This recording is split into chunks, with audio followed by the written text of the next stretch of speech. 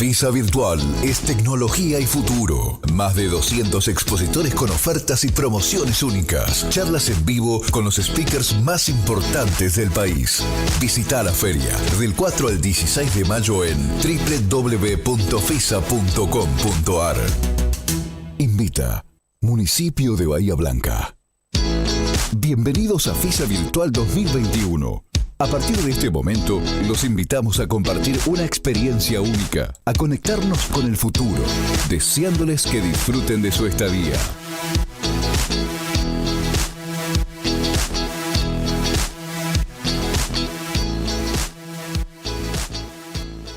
FISA Virtual, conexión más futuro, del 4 al 6 de mayo de 2021. Organiza Corporación del Comercio, Industria y Servicios de Bahía Blanca. Invita Bahía, Municipio de Bahía Blanca. Main Sponsor, Pampa Energía.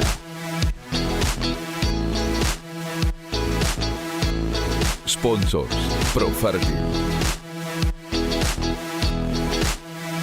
Puerto de Bahía Blanca.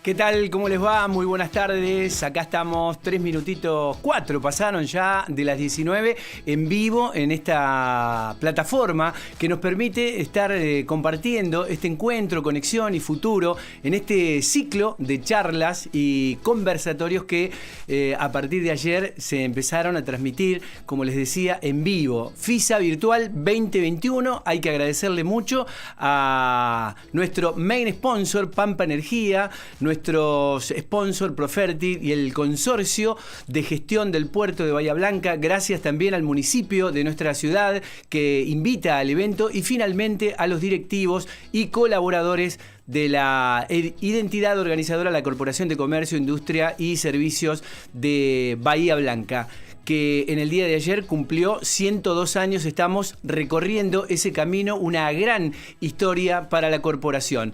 Vamos a iniciar una nueva conferencia. Voy a presentarles a nuestra disertante, oriunda de Rosario, directora del Banco Provincia, es licenciada en Ciencias Políticas en la Universidad Nacional de Rosario, magíster en Economía en la Universidad Flaxo, doctorado en Desarrollo Económico en UNCI, investigadora del CONICET, integrante del equipo del Centro de Economía Política Argentina y panelista habitual en la tarde de C5N, del canal de noticias.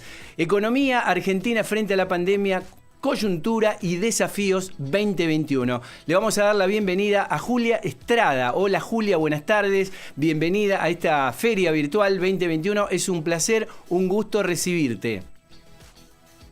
Muchísimas gracias. Es un gusto de mi parte, fundamentalmente estar en esta actividad que tiene como centro neurálgico una de las zonas más importantes de nuestro país. Estamos hablando de Bahía Blanca, estamos hablando de un centro productivo, portuario, agrícola también. Estamos hablando de un lugar enormemente importante para la provincia de Buenos Aires, diría, pero para el conjunto del país también. Así que para mí es un placer, y fundamentalmente en estos tiempos en donde la discusión económica es sin ninguna duda tan relevante y tan atravesada, por cierto, por la pandemia y por los impactos de la pandemia.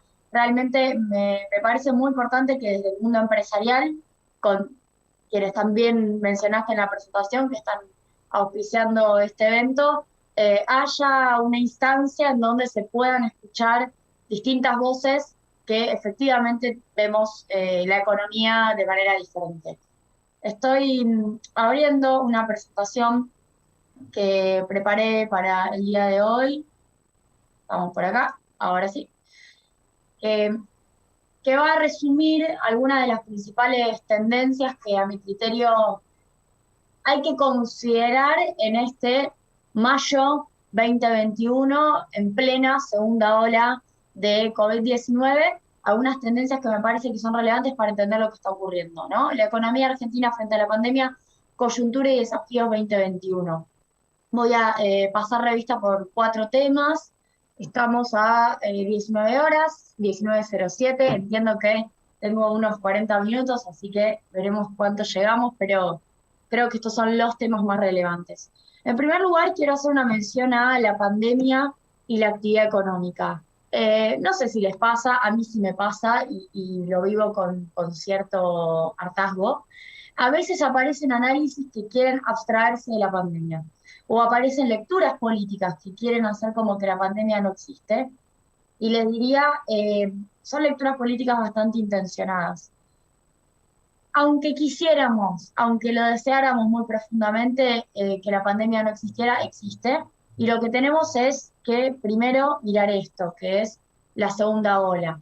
Tengo acá un cuadro que seguramente por tele estos días, por los canales que todos miramos, cualquiera sea, TN, C5N, A24, estamos viendo estas curvas, que son los casos diarios de COVID. Hoy tuvimos 24.079 contagios, hoy 5 de mayo, las últimas 24 horas. Estamos, si se fijan, no sé si se me ve el cursor, pero estamos entre los picos de esta segunda ola, que está con días de casi 30.000 casos, superando los momentos más álgidos de la primera ola, es decir, los momentos más altos de contagio, que fueron precisamente para octubre del 2020, para octubre del año pasado. En ese momento teníamos, bueno, para octubre nos estábamos abriendo, pero en el peor momento de las restricciones, que estábamos todavía más abajo, en torno a 10.000 contagios, teníamos muchísimas más restricciones, inclusive a la actividad económica, no solo a la recreación. Siempre aparece la discusión de qué restringimos más, si la actividad económica o la recreación, pero en aquel entonces teníamos muchas más restricciones que las que tenemos ahora, con, yo diría por momentos, el doble o más del doble de contagios que al peor momento de las restricciones, diría, del 2020, no de la pandemia, cuando empezábamos a abrir o salir del asco, del aislamiento social y obligatorio, preventivo y obligatorio. Bueno, esta segunda ola está además vertiginosamente cambiando, o empieza a cambiar planes, ¿no? No solo de la Argentina, sino que diría de la región y de todo el mundo. Evidentemente hay una aparición de nuevas cepas que está acelerando los contagios, lo cual además está haciendo que el sistema de salud no resista y que haya una mayor tasa de letalidad precisamente por un déficit en la atención. Voy a decirlo una sola vez y luego sí nos metemos en variables económicas. Para cuidar la economía, este 2021, lo primero y lo más importante que podemos hacer es atacar la pandemia de COVID-19 para cuidar la economía. Van de la mano. No hay manera que esta segunda ola, si no se controla, no llegue a las fábricas, no llegue a los establecimientos laborales, desde ya, no solo fabriles, sino también de servicios, de comercio. No llegue al puerto, yo sé que es muy importante el puerto en Bahía. No hay manera que esta segunda ola, con esta expansión tan veloz, tan exponencial, no llegue y por ende afecte a la economía. Más tarde o más temprano eso va a ocurrir. Y no me quiero meter en la discusión de las clases presenciales, que tuvimos esta semana un capítulo bastante relevante con la decisión de la Corte Suprema de Justicia de la Nación. Pero me quiero meter en el ámbito productivo, que es el que nos importa en esta charla. Combatir la pandemia es hacer crecer la economía este año, al menos garantizarnos un segundo, no quiero decir un segundo semestre, quizás un tercer trimestre, un cuarto trimestre con mayor vacunación, mayor porcentaje de vacunación y por ende menor impacto económico negativo. ¿Por qué? Bueno, necesitamos rebotar, necesitamos al menos rebotar y luego sostener ese crecimiento en el 2022, en el 2023, tal como establece el presupuesto que Martín Guzmán estableció precisamente desde el Ministerio de Hacienda y votó el Congreso de la Nación. Lo que vemos acá a la izquierda es la actividad económica, la evolución por mes, en un periodo muy largo que va desde 1994 hasta febrero, que es el último dato del EMAE, el estimador mensual de la actividad económica. Lo que vemos es que Argentina llegó a tener una caída de casi 26% en el mes de abril del 2020. Es decir, la pandemia realmente nos llevó a un punto peor que el peor momento de la crisis del 2009, que fue una crisis internacional, global también, y también fue un punto todavía más grave que el de marzo 2002, cuando la caída había sido de 16,7%. ¿Qué quiero decir con esto? Bueno, en 2020 tuvimos uno de los episodios más críticos de la historia reciente, diría, de la serie que va del 94 para acá. Estamos hablando de una serie extensa. Claro que tuvimos este rebote, ven acá esta línea que vuelve a subir, un rebote en B. No sé si recuerdan, allá por el 2020 discutíamos si la economía iba a rebotar en B pronunciada, o si en todo caso iba a ser una L, es decir, iba a tener una caída y luego iba a quedar estancada y no iba a poder recuperarse.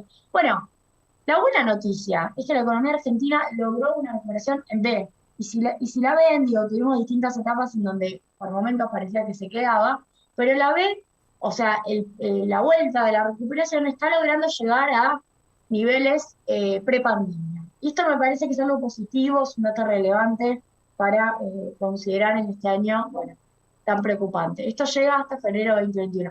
La economía está creciendo a un ritmo importante.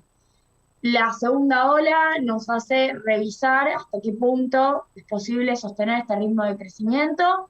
Las medidas adoptadas por el presidente de la Nación han intentado no tocar el funcionamiento laboral y el funcionamiento productivo, obviamente restringir fundamentalmente la circulación en lo que tiene que ver con el AMBA, pero hasta ahora no hay una afectación fuerte de la actividad económica, con lo cual seguimos con una proyección que va a ser de rebote relevante.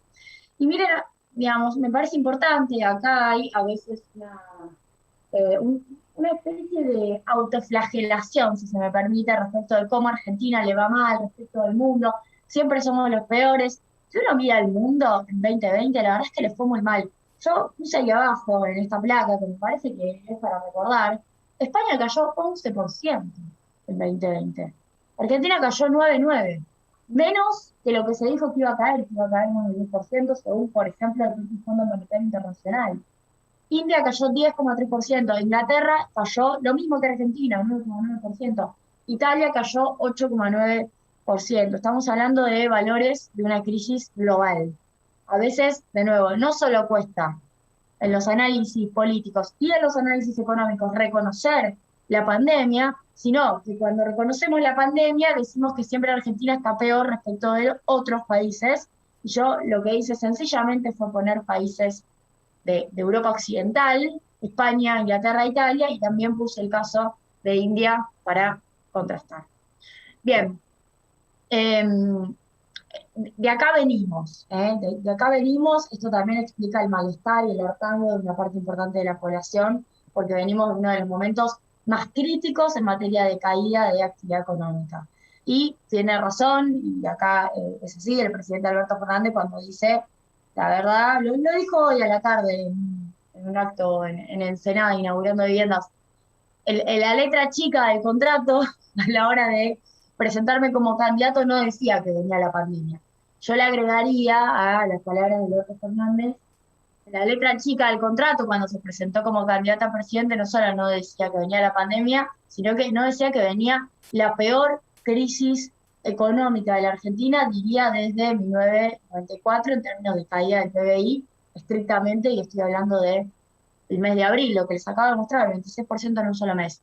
Y si se fijan acá, digo, acá seguramente están escuchando empresarios, empresarias de distintas actividades, lo que tenemos es, bueno, recuperación desigual. Acá en amarillo tenemos una de las actividades más golpeadas, que es hotelería y restaurantes, que viene cayendo incluso a febrero, el último dato, 38% interanual, es decir, es una actividad que no logra levantar, y la segunda ola no está ayudando precisamente porque son las primeras restricciones las que afectan a esta actividad económica.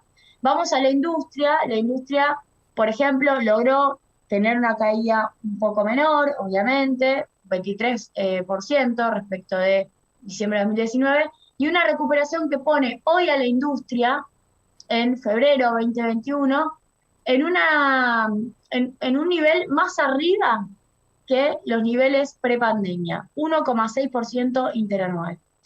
Lo mismo con comercio, mayorista, minorista, reparaciones, 3,4% arriba interanual que la prepandemia y 11,7% interanual la construcción. Estos son los datos alentadores del 2021 para, obviamente, son datos de febrero, son previos a la segunda ola. Estamos obviamente mirando el minuto a minuto, monitoreando el minuto a minuto de estos datos, pero es una situación interesante. Si se me permite, estar mejor que en un momento en donde no haya pandemia, no solo es algo bueno, desde ya, sino que es bastante paradójico. Es bastante paradójico, porque efectivamente estábamos en una situación muy mala, sin pandemia y con políticas económicas que no estaban apoyando al sector productivo. Quiero ir a el empleo, los salarios, los precios, un tema que no solo tiene que ver con reivindicar o no reivindicar a los trabajadores y a las trabajadoras, sino que tiene que ver con el empuje de la demanda efectiva en términos keynesianos. A ver, el empleo registrado, si se fijan, esta es la serie de empleo registrado, ¿no? Es empleo registrado privado, son cerca de 6 millones de puestos de trabajo. Y estamos hablando de una serie que va del 2009 hasta el 2021, hasta enero, es el último dato que tenemos. Si se fijan, veníamos teniendo una caída en picada y se revierte la tendencia. No estamos recuperando, pero se está revirtiendo la tendencia, paró de caer y paradójicamente paró de caer en el periodo de la pandemia. Es decir, tenemos esta paradoja, la pandemia también destruyó puestos de trabajo, ahora respecto de la situación que teníamos antes y paramos de caer, ¿bien? A ver, en abril 2018 empezó la caída fuerte de los puestos de trabajo registrados, 6.285.000 a abril 2018 y por ejemplo hoy estamos en 5.800.000 puestos de trabajo registrados, es una caída considerable. Y si vemos la industria del comercio, acá estamos comparando solamente desde la asunción del Frente de Todos, gobierno de Alberto Fernández, lo que tenemos es que la industria viene recuperándose fuerte, viene subiendo fuertemente y el comercio sufrió una caída en pandemia y ahora se estabilizó un poco. Los salarios, la máxima que se ha propuesto, que es que los salarios aumenten en términos reales, bueno, hay que ver si se logra cumplir. Básicamente lo que tenemos acá es una serie de salarios que va desde 1995, es fenomenal la caída de los salarios, estamos hablando de los salarios del sector privado, o sea, los salarios que discuten paritarias, los mismos salarios de los 6 millones de trabajadores que mostré antes, es decir, con una pega de 12 millones de trabajadores estamos mirando a la mitad, solamente estamos mirando a los trabajadores que discuten paritarias, no me estoy metiendo en la informalidad laboral. Estos trabajadores tuvieron una caída muy fuerte del salario real con la crisis del 2001-2002 y tenemos esta fenomenal suba. Esto es en términos reales, ¿no? Respecto a la inflación. Una fenomenal suba sostenida, podemos decir que el 2012, el 2013 fue el momento del pico, acá hubo una devaluación en el 2014 que llevó a una caída importante, y tenemos acá como punto de referencia diciembre de 2015, y una caída nuevamente del poder adquisitivo en términos de salario real. Llegamos a diciembre de 2019 con 20% menos de salario real, y tenemos acá la pandemia con distintas etapas. Esto último que estoy marcando es la pandemia, es el 2020. ¿Por qué digo distintas etapas? Bueno, el primer decreto de Alberto Fernández de suba por decreto, valga la redundancia, de los salarios fue muy importante. Esta pequeña pancita que vemos acá para enero y febrero del 2020 permitió una importante recuperación de los salarios, luego vino la pandemia y luego tuvimos paritarias al segundo semestre del año pasado que mejoraron el poder adquisitivo. Terminó, la verdad, con baja caída en términos de salario real del sector privado. No estoy hablando del conjunto de los ingresos de la economía. Pero sí es interesante ver que, a pesar de la pandemia, el 2020 logró sostener relativamente ingresos con un paquete de medidas importante. Claro, cuando vemos el monitor de variaciones de poder adquisitivo de los salarios, bueno, vemos que, sin embargo, hay algunas actividades que siguen muy mal me quedo solamente para resaltar, acá viene en rojo fuerte, hotelería y restaurantes, pesca, minas y canteras y demás. ¿Cuáles son los desafíos macroeconómicos que yo identifico bueno, en este contexto en el cual estamos discutiendo siempre en Argentina, dólar, tarifas, emisión monetaria, inflación y deuda externa? Podemos decir que la etapa anterior, digo, lo que recibió el gobierno de Alberto Fernández al asumir fue dos grandes desafíos que en algún punto ya de por sí se planteaban como contradictorios. Resolver la deuda externa, fundamentalmente en dólares, 80% nominada en dólares y con incidencia del PBI en el PBI superior al 90%, pero además resolver un nivel de pobreza muy elevado, superior al 30% para redondear en ese lugar. Bueno, pareciera que ambos desafíos chocan todo el tiempo porque la resolución de la deuda no supone permanentemente metas de estabilidad macroeconómica para poder demostrarle a quienes están viendo si renegocian o no renegocian con nosotros que vamos a tener una estabilidad macroeconómica que nos va a permitir repagar, pero permanentemente tenemos que atender con política de ingresos a quienes peor están.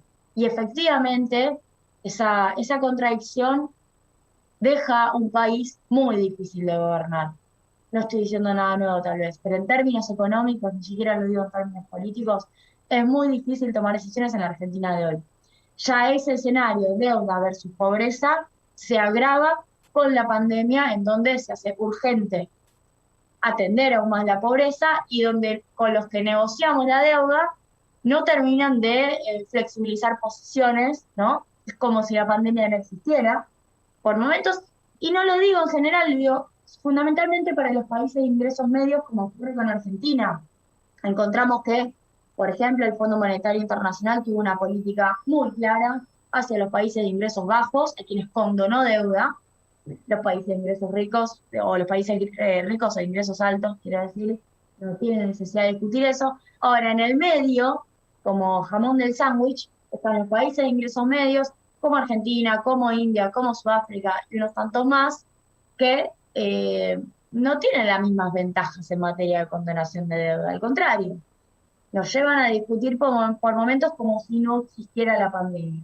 Y son, paradójicamente, los mismos países que también piden liberación de patentes o una discusión al interior de la OMC, de la Organización Mundial del Comercio, respecto de qué permisos hay para fabricar vacunas y para copiar tecnología. Bueno, los mismos países de ingresos medios que impulsan la discusión de la deuda son también los que impulsan la discusión sobre las patentes. Habiendo hecho esta introducción sobre los desafíos macroeconómicos, me quise ir a los desafíos, si se quiere, que tenemos desde inicio de desde fines de 2019, previos a la pandemia. Ahora con la pandemia tenemos otros. En primer lugar, estamos todo el tiempo discutiendo, más ahora, frente a la segunda ola, cuánto puede gastar el Estado. ¿Bien?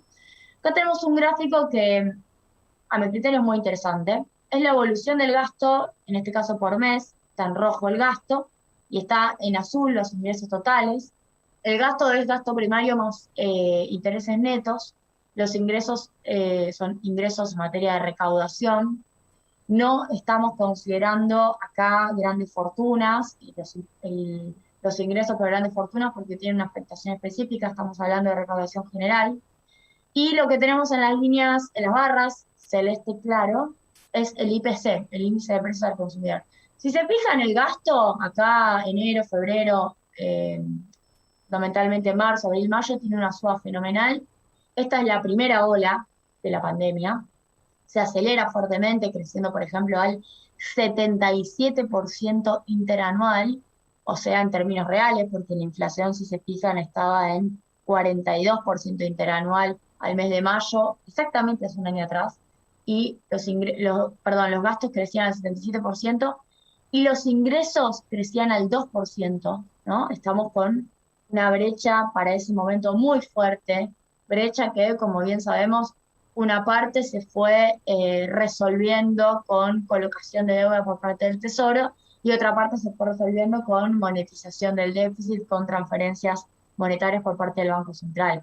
Esto nos llevó efectivamente a un exceso de liquidez y nos llevó efectivamente a una presión sobre el tipo de cambio que en un contexto de control de cambios y escasez, por cierto, además de dólares, de restricción externa, impulsó la suba de las brechas, ¿no? De las brechas cambiarias.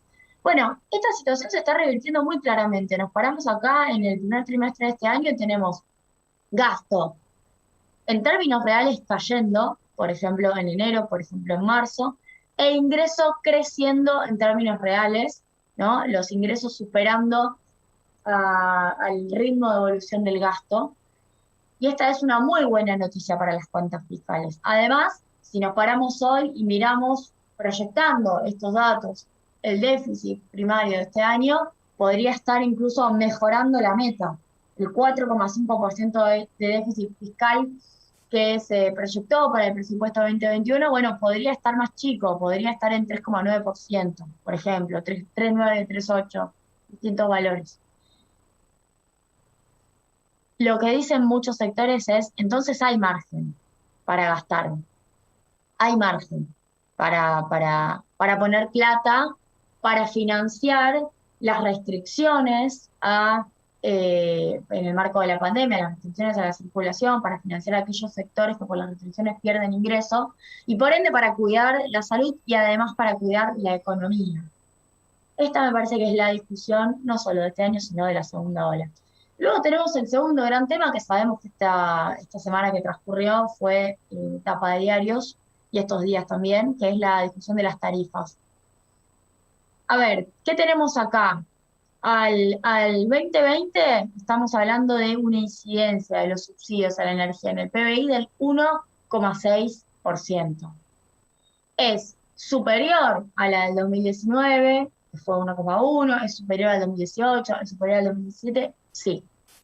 Ahora, está todavía muy lejos de los momentos de mayor incidencia de los subsidios a la energía sobre el PBI, que por ejemplo fueron los 2 últimos años del gobierno de Cristina, 2,8%, 2,3%, o incluso el 2,6% del 2016. Es decir, esa incidencia sobre el PBI, ¿está bien sostenerla? ¿Y es correcto? Sí, es correcto. Yo creo que te permite organizar mejor la macro, no aumentar tu incidencia de los subsidios sobre el producto.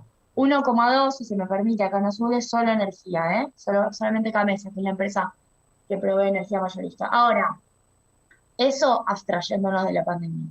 Con una segunda ola, con un contexto de inflación que va a estar evidentemente lejos del 29% presupuestado este año, con caída de ingresos que ya se arrastra desde 2018, 2019 y 2020, sobre todo los ingresos de los sectores más postergados.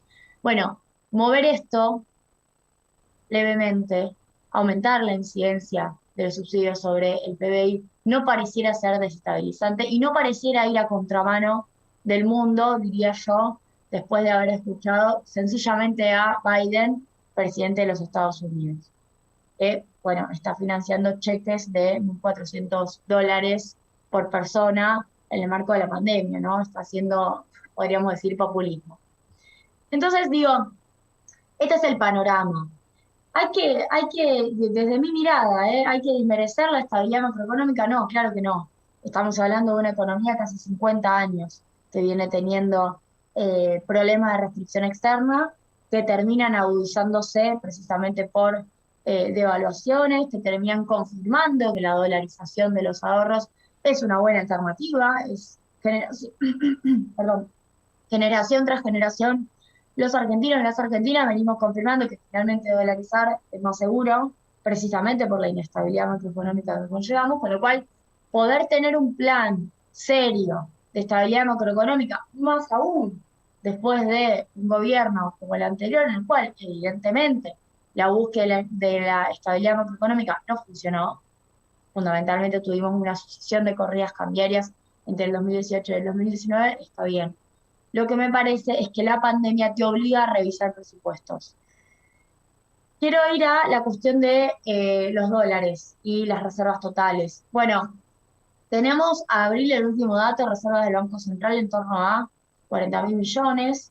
Estamos hablando de una suba que el Banco Central logró, porque, como vemos, tuvimos una caída. Estas son las reservas totales acá En azul puse las reservas netas, es decir, las reservas eh, descontando encajes, descontando préstamos. Y lo que tenemos es un Banco Central que logró en el 2021 comprar más de 4.000 millones de dólares, es decir, que está logrando estar en este circuito virtuoso de compra de dólares por parte del Banco Central, que propone el modelo macroeconómico de este gobierno. Es decir, eso que no se había logrado en 2020 en el marco de una pérdida de reservas, una parte por pago a acreedores, por pago a organismos, pero otra parte también por demanda muy fuerte de dólares, en el marco también de un aumento de las brechas. Bueno, se está empezando a lograr y está logrando el Banco Central revertir esa pérdida de reservas. Y si vamos a la liquidación de las divisas del agro, un dato que me parece de los más salientes y diría de los poco mencionados estos días, estamos hablando de una liquidación histórica.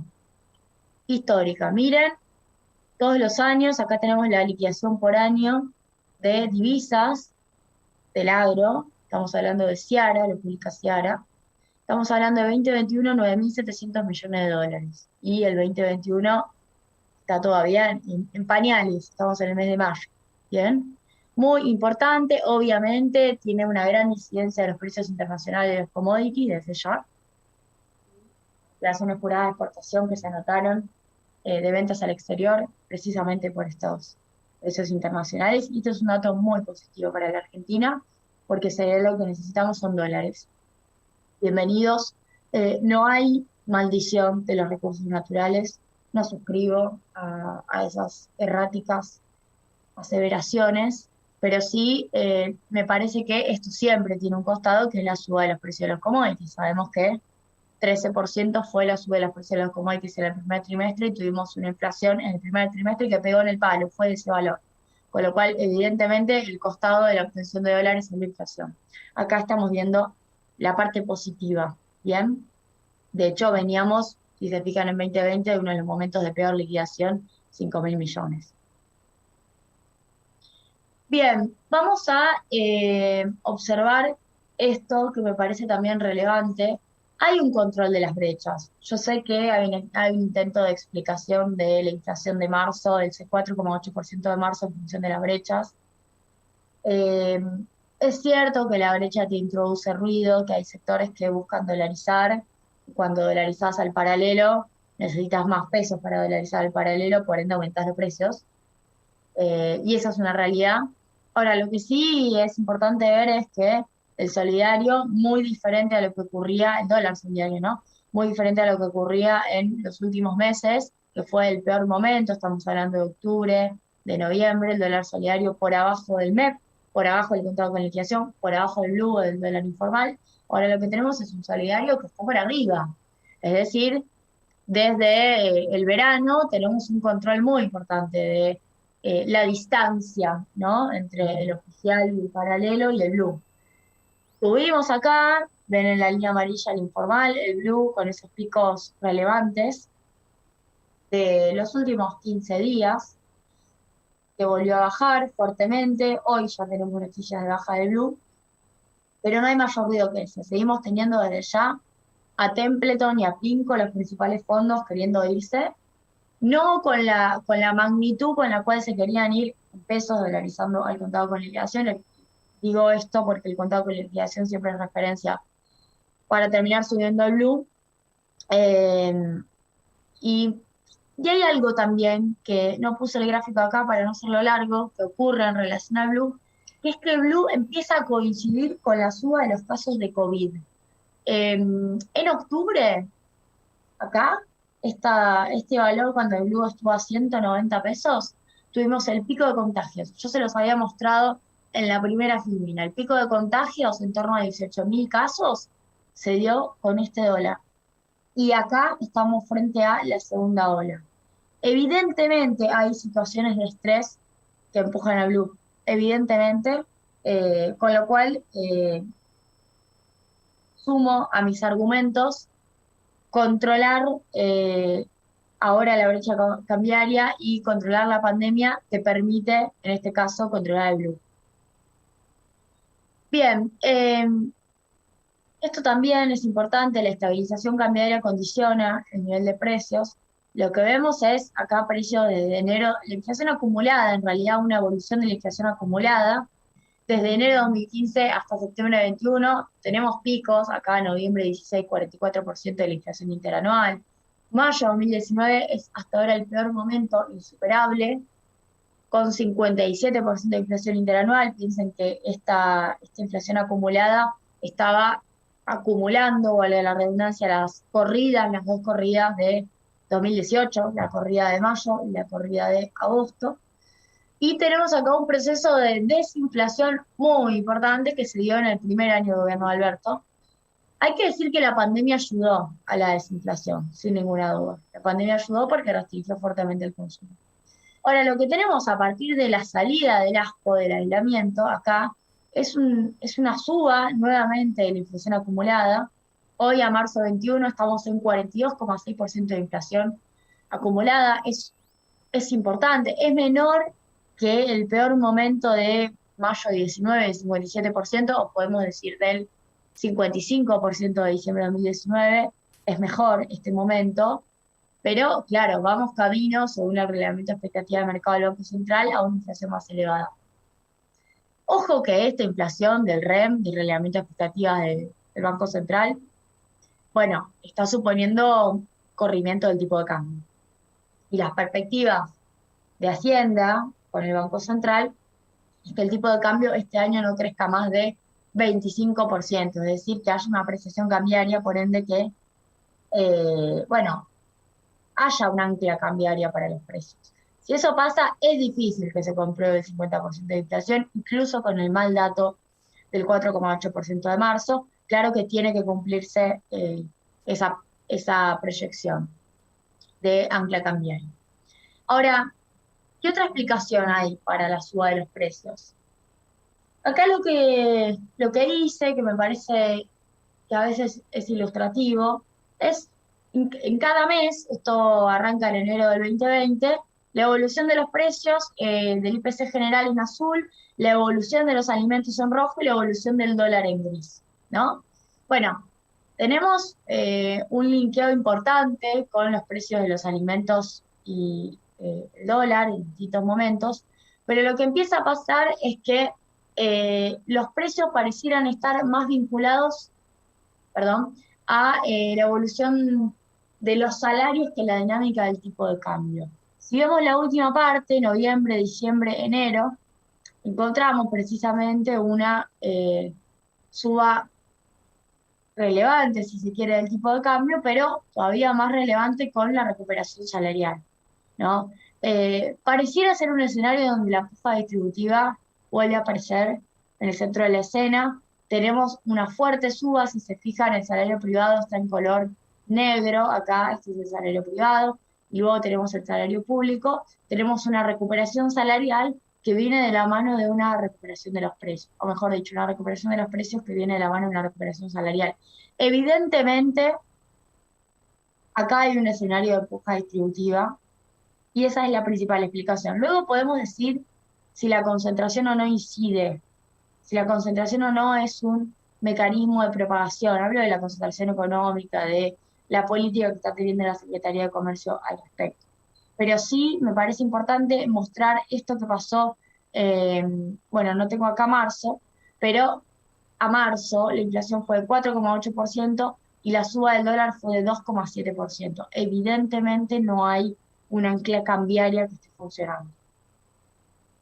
Quiero, siendo ya quedándome poco tiempo, quiero cerrar con algunas cuestiones que hacen a la política económica, las políticas públicas implementadas en este contexto para poder ir hacia los desafíos de este 21, que es este 2021, que es también lo que nos preocupa a todos y a todas.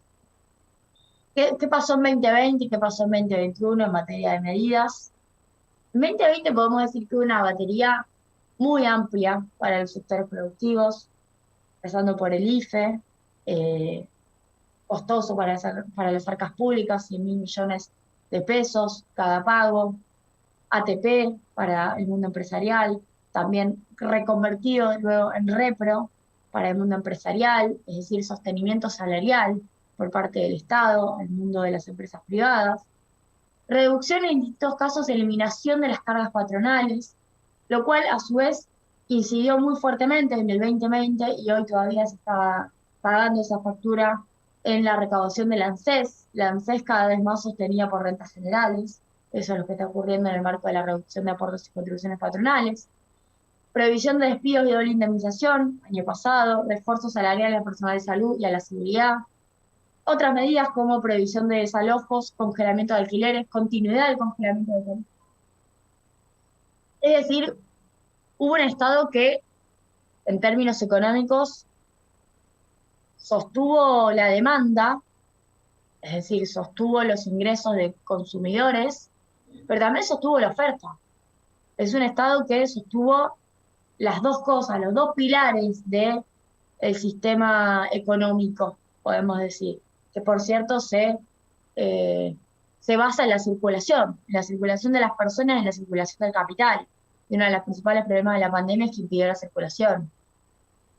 Un Estado que vino a hacer que el sistema siga funcionando, aún con todos en la casa.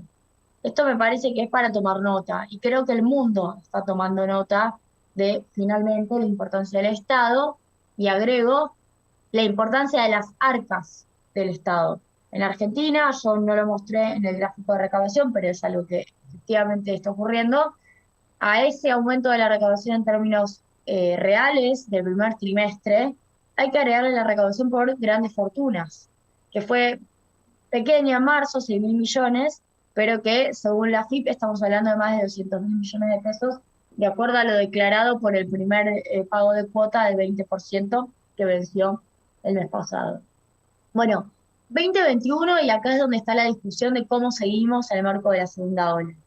Hubo 15.000 pesos en la segunda quincena de abril para AUH y monotributo, una decisión muy relevante. AUH no solo va a línea de pobreza, sino que AUH va fundamentalmente a mujeres que están al frente de hogares.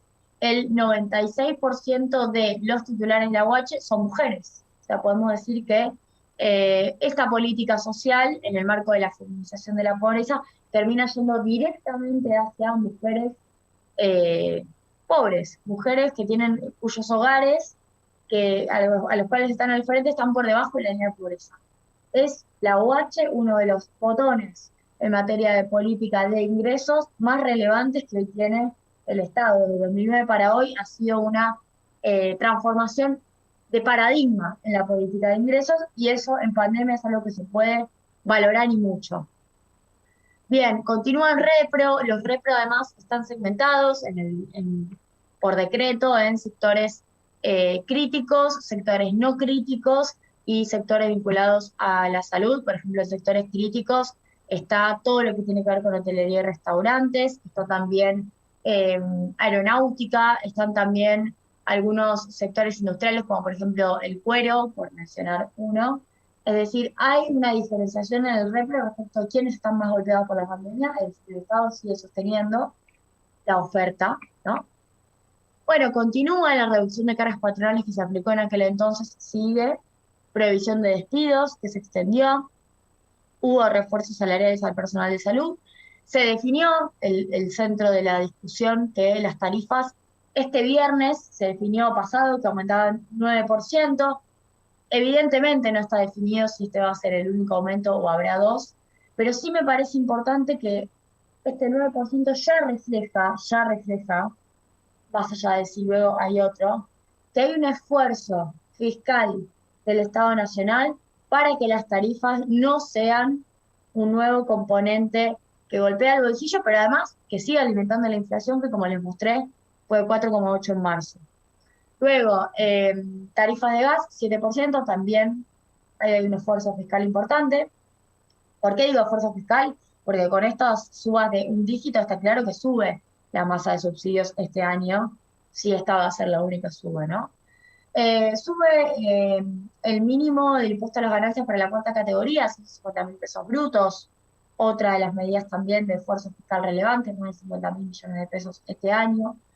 Segmentación de ganancias a las sociedades. Si acá hay, empresas pymes que están escuchando sabrán que baja finalmente la carga para el mundo pyme, no así para grandes empresas, para las cuales además se mantiene el 7% para distribución de dividendos. Y luego, entre signos de interrogación, la discusión sobre el IFE, ¿no? El ingreso familiar de emergencia, que sin ninguna duda es una discusión asociada a las mayores restricciones que puedan establecerse o no. Gran parte se definirá estos días en base a la evolución de los contagios. Como les dije hoy, 24.079 contagios el día de hoy. No habla de una suba, es decir, no estamos por arriba de los 30.000, como en algún momento ocurrió, pero no hay un descenso pronunciado de los contagios. Y a este ritmo, como sabemos, el sistema de salud se satura. Si hay más restricciones, es altamente probable que quieran existir medidas de contención social y de garantización de política de ingresos, que me parecen fundamentales. No solamente en términos de dignidad y de derechos, como se puede considerar, sino fundamentalmente para que la actividad económica que se está recuperando se siga recuperando. Es decir, hay una parte importante de las medidas de pandemia en este paquete que tienen que contemplar el sostenimiento de la actividad económica. Y eso también se hace haciendo política de ingresos. Les agradezco muchísimo la invitación para escuchar mi mirada, para escuchar mi perspectiva. Creo que Argentina tiene desde ya desafíos macroeconómicos este año que se agregan a la pandemia, que hacen que este país sea muy difícil de gobernar, pero también veo, y esta es también mi mirada, que las medidas hasta ahora han sido en un sentido correcto.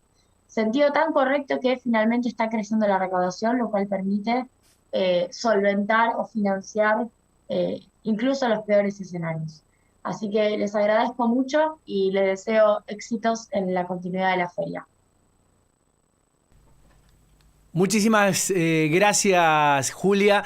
Palabra autorizada, una charla súper enriquecedora porque, bueno, es la directora del Banco Provincia, es licenciada en Ciencia Política en la Universidad Nacional de Rosario, magíster, investigadora del CONICET y además también trabaja en los medios. La verdad que fue una hermosa charla con muy buenos datos. Julia, un placer recibirte y tenerte aquí engalanando esta serie de charlas y conversatorios en este encuentro, conexión, futuro que tiene la FISA Virtual 2021. Muchísimas gracias. Bueno, muchas gracias a ustedes y un saludo a los locales también de Bahía. Bien, ¿tenés algún contacto acá en Bahía Blanca? ¿Venís habitualmente? ¿Visitaste la ciudad? Imagino que sí. Sí, he visitado la ciudad, me encantaría volver, tenía previstas charlas, si no fuera por la pandemia seguramente hubiera vuelto y conozco gente de Bahía y conozco además a quienes están en el puerto y es un placer poder estar acá. Bien, me parece que fue una gran mirada la tuya y la ves con positivismo esto de tener un año, de cerrar un año y tal vez ya ir pensando, no sé, estamos prácticamente en la mitad, en el 2022 con la pandemia.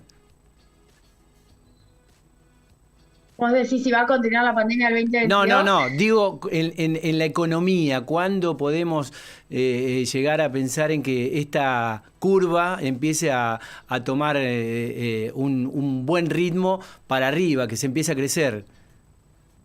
Bueno, yo diría que las fichas están todas puestas en la vacunación. Digamos, así como hay que evitar con medidas de restricción que no avancen los contagios, eso está claro, hay que, mientras tanto, vacunar a la mayor cantidad de gente posible. ¿Eso depende del 100% de Argentina? No. Una parte importante está dependiendo de lo que ocurre en el mundo. Como sabemos, hay problemas con la provisión de AstraZeneca, hay problemas que, de hecho, se está proponiendo a Inglaterra, lo propuso el gobierno, que Argentina fabrique la totalidad de la vacuna acá. Hay problemas en India, que tiene la fábrica de la cual venía Covishield, precisamente tiene 20 millones de contagios India, precisamente India está cerrando la exportación de vacunas por esa situación, es una situación absolutamente excepcional que excede a la Argentina. No queda claro en Sputnik qué ritmo habrá permanente, flujo permanente habrá de vacunas, y Argentina tiene con fecha a junio, julio, la posible fabricación de vacunas acá, estamos hablando de la Sputnik, y aparentemente Sinopharm, de acuerdo a lo que se conoció en las últimas horas. Tenemos un gap, una distancia de 2 meses, mayo, junio, en donde no sabemos qué flujo de vacunas vamos a tener, y creo que gran parte de la cuestión es esa. Ojalá para el invierno, para el peor momento del invierno, logremos tener vacunas y esto, logre bajar la curva, pero mientras tanto las restricciones son la solución. Yo creo que con un porcentaje de vacunación elevado, la última parte del año seguramente va a ser muchísimo mejor que esto que estamos viviendo ahora, seguramente. Buenísimo. Bueno, Julia Estrada estuvo con nosotros, te mandamos un gran saludo desde Bahía Blanca y ojalá que pronto nos podamos ver personalmente. Muchas gracias, un abrazo a todos. Gracias. Bien amigos, hasta acá hemos llegado con este ciclo de charlas, conversatorios que tenemos todos los días a partir de las 19 en esta FISA Virtual 2021, Encuentro, Conexión, Futuro. Ya sabes que nos podés seguir desde muy tempranito porque podés darte una vueltita por la plataforma fisa.com.ar para hacer un recorrido por los distintos stands, más de 100. Le agradecemos mucho a la gente de Pampa Energía, Profértil, Consorcio de Gestión del Puerto de Bahía Blanca, al municipio de nuestra ciudad, a la Corporación de Comercio, Industria y Servicios de Bahía Blanca también. Muchísimas gracias a todos ustedes por estar ahí. 9 grados, mucho frío en Bahía, abrigarse. Si van a salir, creo que hay que quedarse en casa por el horario ya, así que nos reencontramos mañana. ¿Les parece bien? Que vamos a tener una charla súper interesante como la de hoy con Julia Estrada. Un gran saludo para todos y será hasta mañana.